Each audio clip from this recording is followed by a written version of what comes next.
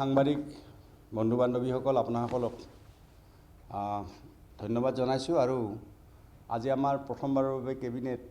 মানে ভিডিঅ' কনফাৰেন্সিঙৰ জৰিয়তে কেবিনেট হৈছে মানে চৰকাৰে যে ছ'চিয়েল ডিষ্টেন্সিং আৰু কোভিড-19ৰ যিখিনি নৰ্মছ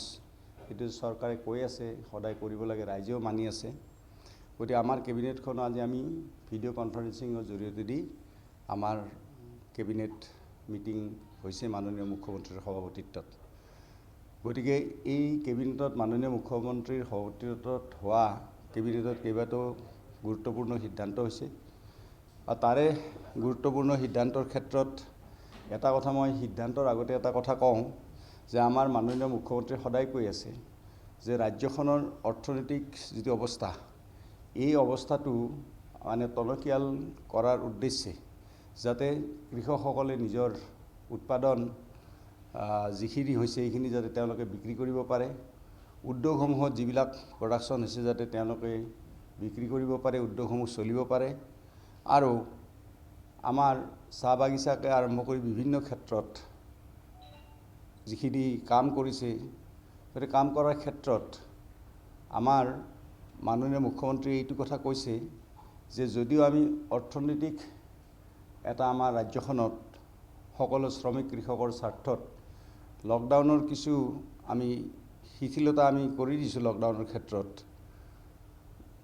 গতিকে এই শিথিলতা মানে এইটো নহয়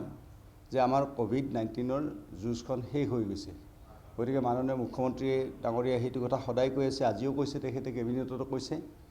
যে আমি এই যিখিনি এক্টিভিটি আমি খুলি দিছোঁ ৰিলেক্স কৰি দিছোঁ তাৰ মাজত সেই সময়ত ছ'চিয়েল ডিষ্টেন্সিং সম্পূৰ্ণৰূপে মানিব লাগিব সকলোৱে আৰু লকডাউনৰ যিবিলাক সিদ্ধান্ত সেই সিদ্ধান্তসমূহ সকলোৱে মানিব লাগিব আৰু তাৰ উপৰিও আমাৰ মাস্ক চবে ব্যৱহাৰ কৰিব লাগিব আৰু লগতে আমাৰ চেনিটাইজেশ্যন কৰিব লাগিব মাননীয় মুখ্যমন্ত্ৰী ডাঙৰীয়াই এইটো কথা কৈছে যে সমান্তৰালভাৱে এই আমাৰ কাৰ্যখিনি আমি ৰাজ্যখনত আগবঢ়াই লৈ যাব লাগিব আজিৰ কেবিনেটত যিখিনি সিদ্ধান্ত হৈছে সেই সিদ্ধান্তৰ ভিতৰত এটা সিদ্ধান্ত হৈছে যে Assam agricultural produce and livestock marketing promotion and facilitation ordinance 2020 এইখন আজি কেবিনেটত পাছ কৰা হৈছে আৰু যিখন আগতে আমাৰ এগ্ৰিকালচাৰ প্ৰডিউচ মাৰ্কেট এক্ট 1972 আছিল সেইখন আজি বাতিল কৰা হৈছে ৰিপিল কৰা হৈছে সেইখন গতিকে এই ক্ষেত্ৰত আমি আপোনাসকলক জনাওঁ যে এই মাৰ্কেটিং বোৰ্ডত যিসকল মানে চাকৰি কৰিছিল বা মাৰ্কেট বোৰ্ডখন যেনেকৈ চলিছিল গতিকে এইটো ফাইনেন্স ডিপাৰ্টমেণ্টৰ ফালৰ পৰা এইটো কথা জনাইছে কেবিনেটত আজি ফাইনেন্স বিত্তমন্ত্ৰীয়ে যে তেওঁলোকক বিভিন্ন ডিপাৰ্টমেণ্টত যি পোষ্ট খালী থাকিব সেই পোষ্টসমূহত তেওঁলোকক আমি কিছু এডজাষ্ট কৰিব পাৰিম অন্যান্য চৰকাৰী এক্টিভিটিত আমি এডজাষ্ট কৰিব পাৰিম আৰু চৰকাৰৰ ফালৰ পৰা দৰমহাখিনিৰ ব্যৱস্থা আমি কৰিব পাৰিম আৰু তেওঁলোকে যদি যিখিনি ইনকাম আজিৰ দিনটোত তেওঁলোকৰ হৈছে তাৰ উপৰিও যদি আৰু পইচা তেওঁলোকক লাগে তো তেতিয়া সেইটো গ্যাৰাণ্টি নেড হিচাপে বিত্ত বিভাগে দিব বুলি বিত্তমন্ত্ৰী ডাঙৰীয়াই কেবিনেটত কৈছে আৰু এইখিনি কথা মুখ্যমন্ত্ৰী ডাঙৰীয়াৰ লগত আলোচনা কৰি বিত্তমন্ত্ৰী ডাঙৰীয়াই আগতে ঠিক কৰি থৈছিলে আৰু সেইকাৰণে তেওঁ কথাখিনি ক'ব পাৰিছে তাৰপিছত আমাৰ এক্সাইজৰ ক্ষেত্ৰত আমাৰ IMFL যিটো আছে তো তাৰ লিকাৰৰ ক্ষেত্ৰত আমাৰ MRP যিটো প্ৰাইচ থাকিব সেই প্ৰাইচৰ ওপৰত 25% বৃদ্ধি হ'ব আজি MRPত গতিকে তাত মানে আমাৰ অসম চৰকাৰত তাৰ পৰা ৰেভিনিউ আহিব প্ৰায় 1000 crore ৰেভিনিউ অসম চৰকাৰৰ আহিব গতিকে এইটো MRPৰ ওপৰত 25% মই আকৌ ৰিপিট কৰি দিছোঁ যে 25% অন MRPৰ ওপৰতহে এই 25%টো বৃদ্ধি কৰা হৈছে আৰু তাৰ পৰা 1000 কোটি টকা অসম চৰকাৰে পাব তাৰ উপৰি আমাৰ লেবাৰ লৰ কিছু সংশোধনী কৰা হৈছে লেবাৰ লৰ সংশোধনী মতে আমাৰ এনেকুৱা হৈছে যে introduction of fix term employment তো এইটো এনেকুৱা হৈছে যে আগতে যিখিনি কোম্পানী বা উদ্যোগে কিছুমান মানুহ লয় কিন্তু তেওঁলোকক এনেই লৈ থাকে কিন্তু এতিয়া আমি কৈছোঁ যে এতিয়া যিখিনি আমাৰ এই ফিক্স লেবাৰ ল'ব বা ফিক্স কৰ্মচাৰী ল'ব তেওঁলোক এটা নিৰ্দিষ্ট পিৰিয়ডৰ কাৰণে যদি 7 দিনৰ কাৰণে লয় 7 দিন 8 দিনৰ কাৰণে 8 দিন 1 মাহৰ কাৰণে ল'লে 1 মাহ 5 বছৰৰ কাৰণে 5 বছৰ গতিকে নিজৰ ইচ্ছামতে কোম্পানীয়ে এই মানুহখিনি ল'ব পাৰিব আৰু তেওঁলোকৰ GPF আৰু অন্যান্য যিখিনি অন্যান্য কৰ্মচাৰীয়ে পায় সেইখিনিও তেওঁলোকক সম্পূৰ্ণৰূপে দিব লাগিব সেইটো এটা আজি ইন্ট্ৰোডাকশ্যন কৰা হৈছে আৰু তাৰ উপৰিও আমাৰ যিখন ফেক্টৰী এক্ট আগতে ফেক্টৰী এক্টখনৰ নিয়ম মতে আছিল যে 10 জন য'ত হেৰি থাকে উইথ পাৱাৰ মানে পাৱাৰ সংযোজিত যিকোনো ফেক্টৰীত যদি 10 জন মানুহ থাকে তেতিয়াহ'লে তেওঁলোকে কোনো ৰেজিষ্ট্ৰেশ্যন ইটো একো কৰিব নালাগে তেওঁলোকৰ কোনো লাইবিলিটি নাই তাতে তেওঁলোকে কোনো ৰেজিষ্ট্ৰেশ্যন বা অন্যান্য এই ফেক্টৰী যিখন আমাৰ ফেক্টৰীজ এক্ট সেই এক্টখনৰ অধীনত এই কথাখিনি নাহে কিন্তু এতিয়া আমি এই 10 জনৰ ঠাইত আমি এইটো উইথ পাৱাৰ যিবিলাক কোম্পানী আছে বা পাৱাৰ যিখিনি ফেক্টৰী আছে এই ফেক্টৰীখিনিত আমি এই 10 জনৰ পৰা উইথ পাৱাৰ আমি 20 জনলৈকে আজি কেবিনেটে বৃদ্ধি কৰি দিছে সংখ্যা মানুহৰ সংখ্যা আৰু য'ত পাৱাৰ নাই যেনে আমাৰ গাঁও অঞ্চলত বা বিভিন্ন অঞ্চলত পাৱাৰ নোহোৱাকৈ কোনোবাই বাঁহৰ কাম কৰে জাপিৰ কাম কৰে কিবা কাম কৰে গতিকে তাতে আগতে ফেক্টৰীজ আইন মতে আমাৰ 20 জন মানুহৰ তলত ফেক্টৰীজ আইনৰ অধীনত তেওঁলোক নাহে কিন্তু এইবাৰ আজি কেবিনেটে এইটো সিদ্ধান্ত লৈছে যে এইটো 20 জনৰ ঠাইত 40 জন হ'ব 40 জনলৈকে য'ত উইদাউট পাৱাৰ য'ত কোনো কানেকশ্যন নাথাকে পাৱাৰৰ তাত 40 জনলৈকে বৃদ্ধি কৰিলে ফেক্টৰী এক্টৰ অধীনত তেওঁলোকৰ মানে হেৰি নহয় নাহে তেওঁলোকে ফেক্টৰী এক্টৰ অধীনত তেওঁলোক নাহে আৰু 3 নম্বৰ কথাটো হৈছে যে increase of minimum numbers of workers সেইটোৰ ক্ষেত্ৰত আমাৰ কথা আছে কি যে আগতে আমাৰ যিখন contract labour act Assam contract labour act এইটোৰ আগতে আমাৰ 20 জন মানে কৰ্মচাৰী থাকিলে মানে তাত আমাৰ লেবাৰ এক্টৰ পৰা লেবাৰ ইনস্পেক্টৰে গৈ পেলাই তাত ইনস্পেক্ট কৰি তেওঁলোকৰ ওপৰত কোনো মানে ব্যৱস্থা ল'ব নোৱাৰে কিয় ল'ব নোৱাৰে কাৰণ লেবাৰ এক্টে কৈছে যে 20 জনলৈকে য'ত কৰ্মচাৰী আছে তাত লেবাৰ ইনস্পেক্টৰৰ কথা তাত নাখাতে কিন্তু আজি আমি সেইটো 20 জনৰ ঠাইত আমি 50 জনলৈকে বৃদ্ধি কৰি দিছোঁ যে 50 জনলৈকে যদি কোনোবা আগতে যদি 21 জন থাকে তো লেবাৰ ইনস্পেক্টৰে যায় আপত্তি কৰি সেই ফেক্টৰী বা সেই ইণ্ডাষ্ট্ৰীত তেওঁলোকে একশ্যন ল'ব পাৰে কিন্তু আজি আমি কৈছোঁ যে এইটো 20 জন নহয় 20ৰ ঠাইত সেইজন 50 জন হ'ব সেইটো গতিকে 50 জনলৈকে লেবাৰ ইনস্পেক্টৰৰ কোনো এক্টিয়াৰত নাথাকে বা আমাৰ যিখন কণ্ট্ৰেক্ট লেবাৰ এক্ট সেইখনৰ অধীনত এই কথাখিনি নাহে আৰু তাৰ উপৰি আমাৰ কোম্পানীসমূহত আগতে 8 ঘণ্টা শিফটিং আছিল আমাৰ কোম্পানীসমূহত তো 8 ঘণ্টা শিফটিং থকা অৱস্থাত আমাৰ বহুত কোম্পানীয়ে কৈছে যে কিছুমান কোম্পানীয়ে 8 ঘণ্টা যিটো শিফটিং এই শিফটিংটোত তেওঁলোকৰ কিছু পৰিমাণে অসুবিধা হৈছে আৰু সেইকাৰণে আমি আজি কৈছোঁ যে কোম্পানীবিলাকৰ নিজৰ ইচ্ছা সেইটো তেওঁলোকে 8 ঘণ্টা কৰিছিল এটা শিফ্টত তো আজি আমি এইটো কৈছোঁ যে এইটো 12 ঘণ্টালৈকে তেওঁলোকে বৃদ্ধি কৰিব পাৰিব এটা শিফ্ট গতিকে সেইটোত কোনো অসুবিধা নাই তাতে তেওঁলোকে কথা পাতি ল'ব গতিকে এই ক্ষেত্ৰত আজি সেই সিদ্ধান্তটো লোৱা হৈছে 12 ঘণ্টা মানে শিফ্ট কৰিব পাৰিব আগতে 8 ঘণ্টালৈকে চলিছিল তো এটা শিফ্ট এটা 12 ঘণ্টালৈকে এটা শিফ্ট তেওঁলোকে বিচাৰিলে পাৰিব আৰু তাৰ উপৰি অসমৰ যোৱাকালিও পৰহি মই প্ৰেছ কনফাৰেন্সতো কৈছোঁ যে চাহ উদ্যোগৰ ভীষণ লোকচান হৈছে গতিকে চাহ উদ্যোগৰ ক্ষেত্ৰত তেওঁলোকক আমি এটা কথা প্ৰথমতে ধন্যবাদ দিব লাগিব যে অসমৰ চাহ বাগিচাৰ শ্ৰমিকসকলে আৰু চাহ উদ্যোগটোৱে এই লকডাউনৰ সময়ত যেতিয়া তেওঁলোকে খুলিছিল তেওঁলোকক আমি বাৰে বাৰে ধন্যবাদ দিম যে তেওঁলোকে সকলো নীতি নিয়ম মানি লকডাউনৰ ছ'চিয়েল ডিষ্টেঞ্চিং আৰু চেনিটাইজেশ্যন মাস্ক এইবিলাক ব্যৱহাৰ কৰি তেওঁলোকে চাহ উদ্যোগটো চলাই আছিল আৰু মাননীয় মুখ্যমন্ত্ৰীৰ চাহ উদ্যোগৰ ক্ষেত্ৰত এখন চাহ বাগিচাত তেওঁ ভিজিট কৰিছিল আৰু তাতে তেওঁ নিজে কৈছে এগৰাকী মহিলাই যে আমি আজি আপুনি আহিছে কাৰণে যে আমি এইটো মাস্ক পিন্ধিছোঁ বা আমি ছ'চিয়েল ডিষ্টেঞ্চিং মেইনটেইন কৰিছোঁ এইটো নহয় আপুনি যিদিনাৰ পৰা আমাৰ চাহ বাগিচা খুলিছে সিদিনাৰ পৰা আমি তেনেকৈ ছ'চিয়েল ডিষ্টেঞ্চিং চেনিটাইজেশ্যন আৰু আমাৰ মাস্ক আমি ব্যৱহাৰ কৰিছোঁ মুখ্যমন্ত্ৰী ডাঙৰীয়াক তেখেতসকলে কৈছে গতিকে সেই হিচাপে চাহ বাগিচাৰ আমাৰ যিসকল কৰ্মী চাহ মজদুৰ আমি সকলোকে ধন্যবাদ দিছোঁ আৰু আমি এতিয়া কৈছোঁ যে চাহ বাগিচাই ইচ্ছা কৰিলে তেওঁলোকৰ মানে ফুল কেপাচিটিত তেওঁলোকে চলাব পাৰিব, সেইটো তাৰ কোনো অসুবিধা নাই। ফুল কেপাচিটিত চাহ বাগিচা চলাব পাৰিব। গতিকে কিন্তু ফুল কেপাচিটিত চলোৱাৰ কথাটোত এটা কথা সম্পূৰ্ণৰূপে লাগু থাকিব যে ছ'চিয়েল ডিষ্টেঞ্চিং, চেনিটাইজাৰ আৰু মাস্ক এইটো সম্পূৰ্ণৰূপে ব্যৱহাৰ কৰিব লাগিব, লকডাউনৰ যিটো পলিচি। গতিকে এইকেইটা কথা আজি মেজৰ আমাৰ কেবিনেটত সিদ্ধান্ত হৈছে আৰু এই সিদ্ধান্তকেইটাই মই ভাবোঁ যে আগন্তুক দিনত ৰাজ্যখনৰ অৰ্থনীতিৰ ক্ষেত্ৰত বহুখিনি আগবঢ়াই লৈ যাব। মই পুনৰ মাননীয় মুখ্যমন্ত্ৰী ডাঙৰীয়াই প্ৰতিদিনে যিটো কথা কৈ আছে যে লকডাউনৰ শিথিলতা আমি ৰাজ্যখনৰ অৰ্থনৈতিক ক্ষেত্ৰখনত আমাৰ শ্ৰমিক কৃষকসকলৰ স্বাৰ্থৰ প্ৰতি লক্ষ্য ৰাখি যদিও কিছু শিথিল কৰি দিয়া হৈছে, কিন্তু কোভিড-19ৰ যুদ্ধখন শেষ হোৱা নাই। গতিকে সকলোৱে ছ'চিয়েল ডিষ্টেঞ্চিং আৰু মানে যিটো মাস্ক পৰিধান কৰাটো বাধ্যতামূলক, চেনিটাইজেশ্যন বাধ্যতামূলক, সেইটো মাননীয় মুখ্যমন্ত্ৰী সদায় কৈ আছে। সেইটো কথা মই পুনৰ দোহাৰিলোঁ আৰু মই আপোনাসকলকো ধন্যবাদ দিলোঁ আৰু অসমৰ ৰাইজকো ধন্যবাদ দিলোঁ। দুটা পৰ্যায়ত লকডাউনত ৰাইজে যথেষ্টখিনি সহযোগ আগবঢ়াইছে আৰু তৃতীয় পৰ্যায়ৰ লকডাউনতো ৰাইজে যাতে তেনেধৰণে সহায় সহযোগ আগবঢ়ায় তাৰ কাৰণে আহ্বান জনালোঁ আৰু এইখিনি আজি কেবিনেটৰ সিদ্ধান্ত। এগ্ৰিকালচাৰ মাৰ্কেটিং বৰ্ড, আগতে এগ্ৰিকালচাৰ মাৰ্কেটিং বৰ্ড আছিল এনেকুৱা যে এগ্ৰিকালচাৰ মাৰ্কেটিং এখন এক্ট আছিল 1972 এক্ট। সেই এক্টখনৰ নাম হ'ল আছাম এগ্ৰিকালচাৰ প্ৰডিউচ এক্ট 1972।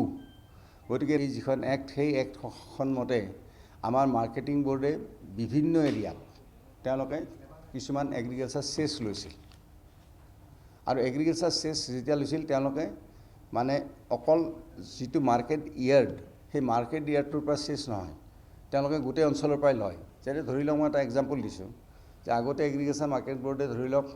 আমাৰ বেলতলাত যে এখন বজাৰ হয় সপ্তাহত ৰবিবাৰে, বেলতলা বজাৰৰ পৰা তেওঁ চেছ লয়, কিন্তু তেওঁলোকে অকল সেই ইয়াৰ্ডখনৰ পৰাই অকল চেছ নলয়। তেওঁলোকে কি কৰে যে ঘেঁহু য'ত আহিছে ঘেঁহুৰ পৰা মানে চেছ ল'লে, বিভিন্ন এগ্ৰিকালচাৰ মানে প্ৰডিউচৰ ওপৰত তেওঁলোকে চেছ লয়, মানে সেই মাৰ্কেট ইয়াৰ্ড যিটো মাৰ্কেট ইয়াৰ্ডৰ উপৰিও। এতিয়া কোৱা হৈছে যে এগ্ৰিকালচাৰ এই যিটো তেওঁলোকে চেছ লৈছিল, এগ্ৰিকালচাৰ চেছ, এইটো অকল মাৰ্কেট ইয়াৰ্ডতহে ল'ব পাৰিব, কিন্তু মাৰ্কেট ইয়াৰ্ডৰ বাহিৰত তেওঁলোকে ল'ব নোৱাৰে। তাৰ কাৰণে তেওঁলোকৰ ইনকাম যথেষ্ট পৰিমাণে কমি যাব। কমি গ'লে তেওঁলোকৰ যিখিনি এমপ্লয় থাকিব, সেই এমপ্লয় এই এমপ্লয় যিখিনি আছে, সেই এমপ্লয়খিনি এই যিটো ইনকাম তাৰ পৰা দৰমহা লৈছিল, কিন্তু মাননীয় মুখ্যমন্ত্ৰীৰ লগত বিত্তমন্ত্ৰীয়ে এইটো কথা বিত্ত বিভাগৰ ফালৰ পৰা তেওঁ আলোচনা কৰিছে আৰু আলোচনা কৰি আজি কেবিনেটত জনাইছে। আজি কেবিনেটত এই কথাখিনি জনাইছে। কেবিনেটত এই কথাখিনি এই বুলি জনাইছে যে তেওঁলোকৰ যিখিনি কৰ্মচাৰী থাকিব, আমি অন্যান্য বিভাগতো তেওঁলোকক আমি নিয়োগ কৰিব পাৰিম আৰু তাৰ উপৰিও তেওঁলোকৰ যিখিনি ইনকাম আজিৰ দিনত এই মাৰ্কেট ইয়াৰ্ডৰ পৰা আহিব, তাৰ উপৰিও যদি দৰমহাৰ কাৰণে অলপ শ্বৰ্টেজো হয় পইচা, তেনেহ'লে সেইখিনি গ্ৰাণ্টিন এইড হিচাপে মাৰ্কেট বৰ্ডক ফাইনেন্স বিত্ত বিভাগে মোকলাই দিব। গতিকে তেওঁলোকৰ এমপ্লয়ৰ ক্ষেত্ৰত কোনো অসুবিধা নহয় আৰু সেইকাৰণে এই আইনখন ৰিপিল কৰি পেলাই নতুন আইনখন আনি পেলাই তাত অকল ইয়াৰ্ডৰ কথাটোহে কোৱা আছে, যিখন নতুন আইন অনা আছে। সংশোধন নহয়, আগৰ আইনখন পূৰা ৰিপিল, সেইখন বাতিল হৈ গ'ল সেইখন আইন। এতিয়া নতুন আইনখন হৈছে Assam agriculture produce and life stock marketing promotion and facilitation act, সেইমতে হ'ল। গতিকে লিখি লওক, Assam agricultural produce and life stock marketing within bracket promotion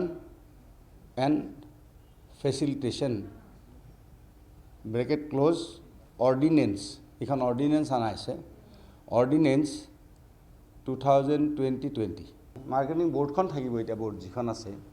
এই যিখন বৰ্ড আছে, বৰ্ডখন বৰ্তমান কণ্টিনিউ কৰিব, কিন্তু আল্টিমেটলি ধৰক বৰ্ডখনৰ পিছৰ পৰ্যায়ত এই প্ৰভিজন মতে বৰ্ডখন ইলেক্টেড হৈ আহিব। বৰ্ডখন মানে বিভিন্ন ফাৰ্মাৰ্ছৰ পৰা মানে তেওঁলোকে ইলেকশ্যন হৈ পেলাই বৰ্ডখন তেনেকৈ হ'ব, সেইটো পৰৱৰ্তী দিনত হ'ব। এতিয়া এই বৰ্ডত মানে গোটেই এপইণ্টমেণ্টটো চৰকাৰৰ হাতত আছিলে। নটিফিকেশ্যন ওলাব, 2 দিনতে ওলাব আৰু আজি আইন নহয়, এইখন অৰ্ডিনেন্স কৰিছোঁ আমি। এতিয়া অৰ্ডিনেন্সখন গভৰ্ণৰৰ এচেণ্ট হোৱাৰ পিছত মানে কি কওঁ এছেম্বলিত পাছ হোৱাৰ পিছত আইন হ'ব। এতিয়া অৰ্ডিনেন্স আকাৰত কৰিছোঁ যিহেতুকে এতিয়াতো এছেম্বলি পতা কথা নাই, গতিকে এতিয়া বৰ্ডখন চলি থাকিব, যিখন বৰ্ড আছে এতিয়া বৰ্ডখন চলি থাকিব টিল the new board is form. গতিকে নিউ বৰ্ডত ইয়াতে প্ৰভিজন বেলেগ বেলেগ দিয়া আছে, গতিকে সেইটো অসুবিধা একো নাই। সেইটো কৰ্মচাৰীখিনি ধৰক যি ডিপাৰ্টমেণ্টৰ পষ্ট খালী আছে ধৰি লওক, তো তাতে যিহেতুকে তেওঁলোকে কাম কৰি আছে যে ইমান বছৰ তেওঁলোকে সেইমতে সেই হেৰিত কাম কৰিব পাৰিব। যদি তেওঁলোকে কাম অন্য ডিপাৰ্টমেণ্টত নাহেও, তেওঁলোকৰতো এতিয়া মাৰ্কেট ইয়াৰ্ডৰ পৰাতো তেওঁলোকৰ ইনকাম হ'ব। তো মাৰ্কেট ইয়াৰ্ডৰ পৰা ইনকাম হ'লে আমাৰ কি হ'ব, মাৰ্কেট ইয়াৰ্ডৰ পৰা ইনকাম যিটো হ'ব, সেই ইনকামখিনিৰ লগত দৰমহা যদি আৰু কিছু কম দিয়াত যদি পইচা কম হয়, তেতিয়াহ'লে ফাইনেন্স বিত্ত বিভাগে সেইটো গ্ৰাণ্ট ইন এইড হিচাপে মাৰ্কেটিং বৰ্ডক দিব। গতিকে মাৰ্কেটিং বৰ্ডৰ কোনো কৰ্মচাৰীৰ কোনো অসুবিধা নহয়। এইটো কথা মানে এইখন একদম স্পষ্টভাৱে ক্লিয়াৰ দিছে, গতিকে এইটো কথাত কোনো চিন্তাৰ কাৰণ নাই সেইটো ক্ষেত্ৰত। আৰু দ্বিতীয় কথা ইয়াতে এটা অন্য কথাও জড়িত আছে, এইটো আপোনালোকে সুধিলে কাৰণে মই শ্বেয়াৰ কৰোঁ যে এতিয়া বিভিন্ন ঠাইত মই পৰহি প্ৰেছ কনফাৰেন্সত কৈছিলোঁ যে আমি চেষ্টাও কৰি আছোঁ, কিমানখিনি সফল হওঁ আমি নাজানো, কিন্তু আমি চেষ্টা কৰি আছোঁ যে চাইনাৰ পৰা যিখিনি কোম্পানী শ্বিফ্ট হ'ব এতিয়া, গতিকে চাইনাৰ পৰা যিখিনি কোম্পানী শ্বিফ্ট হ'ব লাগিলে এই আইনখনৰো এটা ভূমিকা আছে। আৰু যিখিনি লেবাৰ যিখিনি আজি আমাৰ কি কওঁ লেবাৰ ৰিফৰ্মছ আমি যিখিনি আনিছোঁ সেইখিনিও ইয়াৰ লগত জড়িত আছে। কাৰণ কিয় এনেকুৱা এখন যদি মাৰ্কেট এৰিয়া যদি আমি যদি ইয়াৰ্ড যদি কৰি এনেকুৱা যদি এটা আমি কৰিব পাৰোঁ, আৰু এই লেবাৰ ৰিফৰ্ম যিখিনি আছে এই ৰিফৰ্মছখিনি যদি আমি কৰিব পাৰোঁ, তেতিয়াহ'লে যিসকল কোম্পানী আহিব ইণ্ডিয়ালৈ আহিব, গতিকে আমি অসমে চেষ্টা কৰিছোঁ, মুখ্যমন্ত্ৰী ডাঙৰীয়াই ইতিমধ্যে চিঠি দিছে, মই পৰহি কৈছোঁ। গতিকে তেওঁলোকে যদি ইয়াতে আহে তেতিয়া আমি ক'ব পাৰিম যে আমাৰ এইখিনি ফেচিলিটি আপোনালোকৰ কাৰণে ইয়াতে আছে। বুজি পাইছেনে কথাটো? গতিকে এইকাৰণে এই গোটেই কথাখিনি ইয়াত কেইবাটাও কথা ইয়াত জড়িত আছে এইটো ক্ষেত্ৰত। খেলটো মানে শুনক, মানে কি হয় আগতে কি হৈছে ক'ৰবাত আমাৰ আগতে কি হয় ক'ৰবাত ধৰক মানে আমাৰ 20 জন আছে ধৰি লওক, বা ক'ৰবাত ধৰক আমাৰ 20 জন কৰ্মচাৰী আছিল মানে উইদাউট পাৱাৰ, যেনে বাঁহ বেতৰ উদ্যোগ, যেনে জাপিৰ উদ্যোগ ধৰি লওক কথাটো কৈছোঁ। গতিকে তাত উইদাউট পাৱাৰ চলে, সেইবিলাক হাতেদি চলে। তো তাতে আগতে 20 জন মানুহলৈকে আমাৰ ফেক্টৰী এক্টত লাগু নহয়, নিজাববীয়া কৰি থাকে, তাত ফেক্টৰী এক্টৰ কোনো প্ৰভিজন হেৰি নাথাকে। কিন্তু এতিয়া আমি কৈছোঁ কি যে 20 জনৰ ঠাইত সেইজন 40 কৰক, চ' ডেট আমাৰ এমপ্লয়মেণ্টটো বাঢ়ি যায়। কাৰণ যেতিয়া ফেক্টৰী এক্টৰ অধীনত আহি যাব 21 আগৰ প্ৰভিজনটোৱে 20ৰ ঠাইত যদি 21 হয়, তো তেওঁলোকে ৰেজিষ্টাৰ কৰিব লাগিল, কিবা কৰিব লাগিল, বহুত এটা ছিষ্টেমত আহি যায়, এক্টখনৰ আণ্ডাৰত আহি যায়তো। এতিয়া এমপ্লয়মেণ্ট অপৰচুনিটি যাতে বাঢ়ি যায়, তো তাৰ কাৰণে আমি আচলতে এইটো কৰিছোঁ যে 20ৰ ঠাইত এইটো 40 কৰি দিব বিচাৰিলোঁ উইদাউট পাৱাৰ, আৰু 10ৰ ঠাইত আমি এইটো 20 কৰি দিব বিচাৰিলোঁ উইথ পাৱাৰ। আৰু ঠিক তেনেদৰে মিনিমাম নাম্বাৰছ অফ ৱৰ্কাৰ্ছো আমাৰ ৱৰ্কাৰ্ছো আমাৰ কণ্ট্ৰেক্ট লেবাৰ যিখন কণ্ট্ৰেক্ট লেবাৰ এক্টটো সেইটো 20ৰ পৰা আমি 50 জনলৈকে কৰি দিলোঁ। কিয়? কাৰণ 20ৰ পৰা 50 সেইকাৰণে কৰি দিলোঁ যে তেওঁলোকে যাতে যিখিনি কাম কৰিব 3 মাহে কৰক বা 3 বছৰে কৰক বা 5 বছৰে কৰক, যিমানে এপইণ্টমেণ্ট তেওঁলোকে দিব, গতিকে তেওঁলোকে তেতিয়াহ'লে ফুল বেনিফিটখিনি পাব। একচুৱেলি এই গোটেইকেইটা কথা বিবেচনা কৰি এইটো আচলতে গোটেইখিনি আমাৰ উদ্যোগ কৃষি এই জগতখনৰ লগতে আমাৰ এমপ্লয়মেণ্টৰ কথাটো ইয়াত জড়িত আছে, যাতে তেওঁলোকে সেইখিনি এমপ্লয়মেণ্ট দিব পাৰে, দিলে যাতে তেওঁলোকক এই কোম্পানী এক্ট বা লেবাৰ এক্ট বা ফেক্টৰী এক্টৰ আণ্ডাৰত যাতে তেওঁলোকে আহিবলগীয়া নহয়, এইটোৱে কথা আৰু অন্য কথা নাই। সেইটোতো অসুবিধা নাই, অভাৰ টাইম হিচাপে কৰিব, সেইবিলাক ইণ্ডাষ্ট্ৰিটো কৰি ল'ব, সেইটোতো আৰু ইণ্ডাষ্ট্ৰী বিভাগৰ কথা, নিজৰ ইণ্ডাষ্ট্ৰী সেইটো কৰি ল'ব ঠিকমতে, সিমান ডিটেইলছত আমাক নালাগে। আমি কৈছোঁ কি যে আপোনাৰ এটা ইণ্ডাষ্ট্ৰী আছে, আপুনি এতিয়া 8 ঘণ্টাকৈ চলাই আছে, কিন্তু দেখিছে যে নহয় 8 ঘণ্টা নহয় 12 ঘণ্টাত এটা শ্বিফ্ট কৰি লওঁ, তাতে আপুনি আলোচনা কৰি ল'ব ইণ্ডাষ্ট্ৰিয়েলিষ্ট হিচাপে। নাই এতিয়া মুখ্যমন্ত্ৰী ডাঙৰীয়াই এই কথাটো সম্পূৰ্ণৰূপে সকলো এডমিনিষ্ট্ৰেশ্যনক কঠোৰভাৱে মুখ্যমন্ত্ৰী ডাঙৰীয়াই নিৰ্দেশ দিছে যে লকডাউনৰ যিখিনি নৰ্মছ সেইখিনি সকলোৱে মানিব লাগিব। সেইটো মুখ্যমন্ত্ৰী ডাঙৰীয়াই সদায় কৈ আছে, আজি বুলি কথা নহয়, আজিৰ কেবিনেটত যে কিবা বিশেষ ক'লে কিবা এটা কথা হ'ব সেনেকুৱা নহয়। গতিকে মুখ্যমন্ত্ৰী ডাঙৰীয়াই এই কথাখিনি কৈছে, আজিও তেওঁ কেবিনেটত কথাখিনি কৈছে। গতিকে মুখ্যমন্ত্ৰী ডাঙৰীয়াই সদায় কৈ আছে এইটো কথা, তেওঁ মনিটৰ কৰি আছে গোটেই আছামৰ গোটেই চিটুৱেশ্যনটো তেওঁ মনিটৰ কৰি আছে। গতিকে এইটো আৰু আমি খালি এটা কথা আহ্বান জনাওঁ, আপোনালোককো আহ্বান জনাওঁ যে আপোনালোকে বহুত সহায় কৰিছে দুটা ফেজত লকডাউনৰ, এইটো ফেজতো আপোনালোকে আমাক সহায় কৰক। আৰু অসমৰ ৰাইজক আমি ধন্যবাদ দিছোঁ, তেওঁলোকে খুব ভালকৈ মানিছে। কিন্তু আচলতে কি হৈছে, এই ক্ষেত্ৰত ৰাইজৰ সহযোগ আমাক লাগিবই। ৰাইজে সেই গোটেই কথাখিনি, এই গোটেই যিটো লকডাউনৰ প্ৰক্ৰিয়া ৰাইজেই ঠিক কৰিব লাগিব। ৰাইজক আমি বিনম্ৰতাৰে আমি অনুৰোধ কৰোঁ যে যাতে আমাৰ এটা ভয়াৱহ পৰিস্থিতিত যাতে আমাৰ অসমত নহয় ক'ভিড-19ৰ, গতিকে সেই কথাটোৰ প্ৰতি লক্ষ্য ৰাখি সমাজখন যাতে আমি নিৰোগী হৈ থাকিব পাৰোঁ, সুস্থ হৈ থাকিব, তাৰ স্বাৰ্থত প্ৰতিগৰাকী যাতে সুস্থ আৰু সবল হৈ থাকিব পাৰোঁ, তাৰ স্বাৰ্থত লকডাউনৰ কথাখিনি চৰকাৰে যিখিনি ডাইৰেকশ্যন দিছে, স্বাস্থ্য বিভাগৰ পৰা যি ডাইৰেকশ্যন ইতিমধ্যে দিয়া হৈছে, ভাৰত চৰকাৰৰ মিনিষ্ট্ৰী অফ হোম এফেয়াৰ্ছ তেওঁলোকে যিটো ডাইৰেকশ্যন দিছে, গতিকে এই কথাখিনি সকলো ৰাইজে মানি ল'বলৈ মই বিনম্ৰতাৰে চৰকাৰৰ হৈ আমি বিনম্ৰতাৰে অসমৰ ৰাইজক আহ্বান জনালোঁ। আৰু আপোনালোককো ধন্যবাদ দিছোঁ, আপোনালোককো আহ্বান জনাওঁ যে এই আগন্তুক যিটো লকডাউন বৰ্তমান থাৰ্ড ফেজ চলি আছে, এইটোতো আপোনাসকলে আগৰ নিচিনাকৈ সহায় সহযোগ আগবঢ়াওক। টেক্স বোধহয় প্ৰথমবাৰৰ বাবে বঢ়োৱা হৈছে, বোধহয় মই কনফাৰ্ম ক'ব নোৱাৰিম, কিন্তু আজি এইটো ক'ভিড টেক্স হিচাপে গ'ল এইটো। নাই সেইটো কথা আপোনালোকে কিয় কয়? চাওক, দিল্লীত যেতিয়া 70% বঢ়াই দিছে, অন্য ঠাইত বঢ়াই দিছে, তাত দিল্লীৰ চৰকাৰে বঢ়াই দিছে যেতিয়া, তো ইয়াতে আমাৰ আজি ক'ভিডত কিমান খৰচ হৈ আছে ৰাজ্যখনৰ। আৰু এইটোতো আনচিন খৰচ নহয়, যিবিলাক খৰচ বাজেটত লিখা থাকে যে এইবাৰ ইমান টকা ইণ্ডাষ্ট্ৰী, ইমান টকা কৃষিত, ইমান টকা অমুক, এনেকৈ প্ৰত্যেক ডিপাৰ্টমেণ্টত লিখা থাকে। এইটোতো বাজেটৰ বাহিৰৰ এটা আনচিন এক্সপেণ্ডিচাৰ হ'ল। এইটো একচুৱেলি ৰেভিনিউ এক্সপেণ্ডিচাৰত গ'ল এইটো। গতিকে এই আনচিন যিটো এক্সপেণ্ডিচাৰ ডিজাষ্টাৰৰ আজি কিমান ৰাজ্যখনত খৰচ বাঢ়ি গৈছে আপোনালোকে দেখিছে। এতিয়া আজি স্বাস্থ্য খণ্ডত আমি কিমানটা কোৱাৰেণ্টাইন চেণ্টাৰ আমি কৰিব লগা হৈছে, স্বাস্থ্য বিভাগে কৰিছে ইতিমধ্যে কোৱাৰেণ্টাইন চেণ্টাৰ, আৰু কৰিব লাগিব যদি অসমৰ বাহিৰৰ পৰা মানুহ আহে। গতিকে সেই ক্ষেত্ৰত আমি এই বুলিহে কৰিছোঁ, এইটো কথা নহয় যে বিত্ত অৱস্থা বা অন্যান্য এইবিলাক কথা আমি নধৰোঁ। আমি কৈছোঁ যে ঠিক আছে, অসমৰ ৰাইজে সকলোতে কণ্ট্ৰিবিউট কৰিছে, আপোনালোকেও কণ্ট্ৰিবিউট কৰিছে, আপোনালোকে সাংবাদিক, যি দৰমহা পায় তাৰে ওচৰত যদি কোনোবা মানুহে কিবা অসুবিধা হৈছে, আপোনালোকেওতো তাতে যাই পেলাই 1 কিলো চাউল, আধা কিলো দালি আপোনালোকেও দিছে সেই দুখতে, সেনেকৈ চবেই সহায় কৰিছে। এইটো এটা চৰকাৰৰ প্ৰতি আমাৰ এই যিখিনি এক্সাৰচাইজৰ, এইটো এটা তেনেকুৱা বুলি আপোনালোকে ধৰি ল'ব লাগিব যে এইটো ক'ভিডৰ কাৰণে কৰা হৈছে, নহ'লে আমিতো এনেই কৰা কথা নাছিলে এইবিলাক কথা। গতিকে আমাৰ 1000 কোটি টকা ইয়াৰ পৰা আহিলেও ৰাজ্যখনৰ কাৰণে বহুত সুবিধা হ'ব। মেঘালয় আৰু অৰুণাচলৰ চৰকাৰৰ লগত ইতিমধ্যে আলোচনা কৰিছে, আৰু আজি বোধহয়